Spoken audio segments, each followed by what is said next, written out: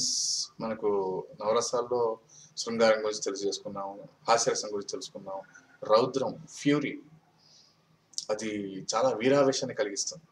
అలాంటప్పుడు మీరు ఏ విధంగా ఒక ప్రదర్శన వచ్చినప్పుడు అంటే ఒక సీన్ వచ్చినప్పుడు సిచ్యువేషన్ వచ్చినప్పుడు మీరు ఏ విధంగా రియాక్ట్ అవుతారు? ఒక షాట్ పెట్టినప్పుడు మీ హావభావాలు ఎలా ఉండాలి తెలుసుకోవడం చాలా ఇంపార్టెంట్.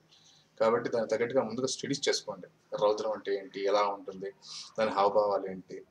అన్నది చాలా చాలా చాలా ఇంపార్టెంట్. ఎందుకంటే నవరసాల్లో ప్రతి రసం కూడా చాలా ప్రధానమైన పాత్ర పోషిస్తుంది. చాలా ఇంపార్టెంట్ ఆస్పెక్ట్ కూడా. కాబట్టి ఈచ్ నవరసాల్లో ఉన్న ప్రతి రసం యొక్క ఎమోషన్స్ అంటే ఆ ఎమోషన్స్ యొక్క ఎలిమెంట్స్ ఏంటో మీరు ఖచ్చితంగా గుర్తుపెట్టుకోవాలి. లేకపోతే ఆ ప్రదర్శన మీరు పర్ఫామ్ చేస్తున్నప్పుడు అభాసు పాలయ్యే ప్రమాదం ఉంటుంది.